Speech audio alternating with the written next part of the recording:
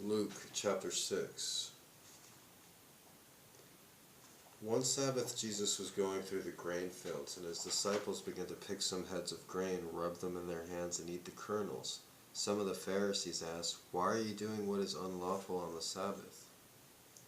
Jesus answered them, "Have you never read what David did when he and his companions were hungry?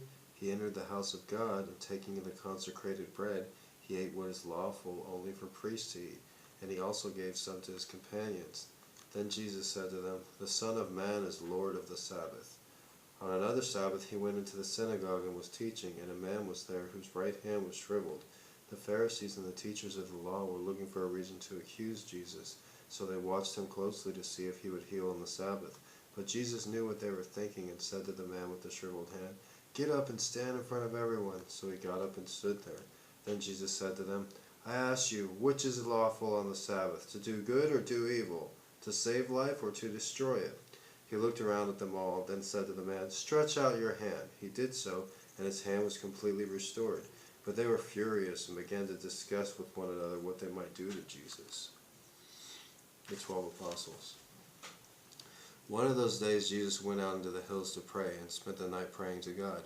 When morning came, he called his disciples to him and chose 12 of them, whom he also designated apostles: Simon, whom he named Peter, his brother Andrew, James, John, Philip, Bartholomew, Matthew, Thomas, James, son of Alphaeus, Simon, who was called the Zealot, Judas, son of James, and Judas Iscariot, who became a traitor. So there was 2 Judases. Blessings and woes. He went down with them and stood on a level place. A large crowd of his disciples was there, and a great number of people from all over Judea, from Jerusalem, and from the seacoast of Tyre and Sidon, who had come to hear him and be healed of their diseases. Those troubled by evil spirits were cured, and the people all tried to touch him, because power was coming from him and healing them all. Looking at his disciples, he said, "Blessed are you who are poor, for yours is the kingdom of God. Blessed are you who are hungry now, for you will be satisfied. Blessed are you who weep now, for you will laugh. Blessed are you when men hate you, and when they exclude you and insult you, and reject your name as evil, because of the Son of Man. Rejoice in that day, and leap for joy, because great is your reward in heaven, for that is how the fathers treated the prophets. But woe to you who are rich, for you who have already received your comfort.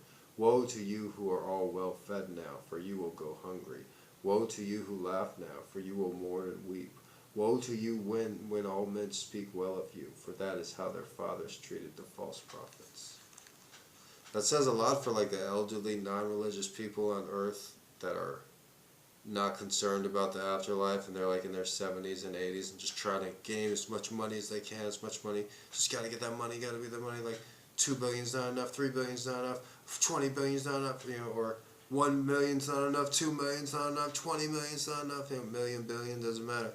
I'm thinking of my father in particular, like, well, you can't take it with you.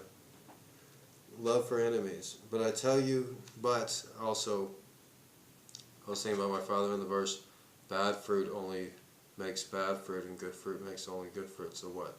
Am I my father's bad fruit?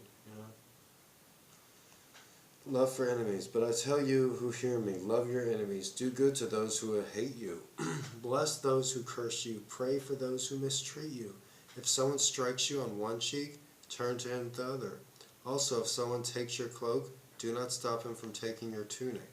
Give to everyone who asks you, and if anyone takes what belongs to you, do not demand it back. Do to others as you would have them do to you.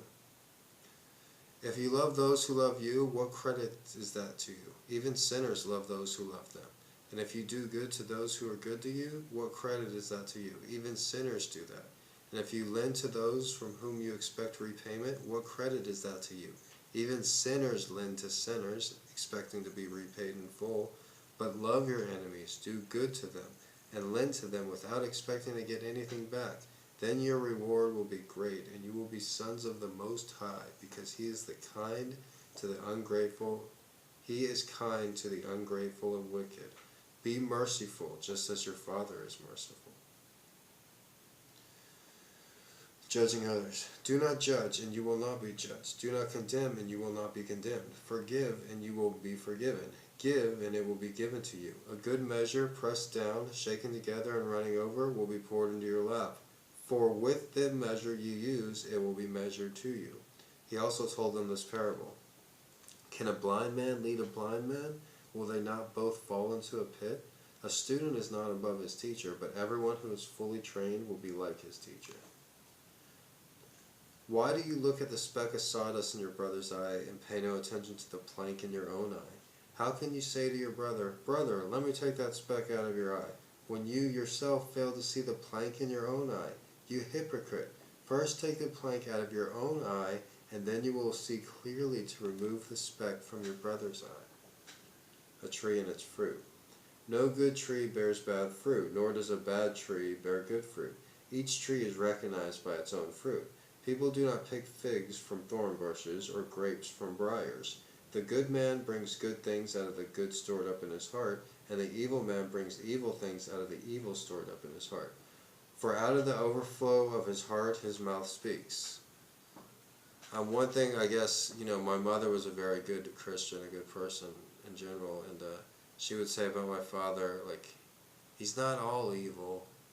He may seem like he's 100% evil, but he's not 100% evil. She would say that. And I don't know if that was just wishful thinking, because she wasn't the best mom in general. That's why she didn't have custody of us. She had schizophrenia. Anyways, the last paragraph here is the wise and foolish builders. Why do you call me Lord, Lord, and do not do what I say? I will show you what he is like who comes to me and hears my words and puts them into practice. He is like a man building a house, who dug down deep and laid the foundation on rock. When a flood came, the torrent struck that house but could not shake it because it was well built. But the one who hears my words and does not put them into practice is like a man who builds a house on the ground without a foundation. The moment the torrent struck the house, it collapsed and its destruction was complete. So, you really want to take this word, the word, and put it with a strong house, a strong foundation.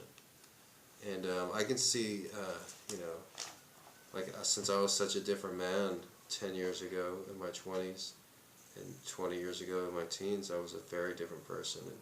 And you could tell that if I had started a family then compared to starting one now, the outcome would be a lot different. So.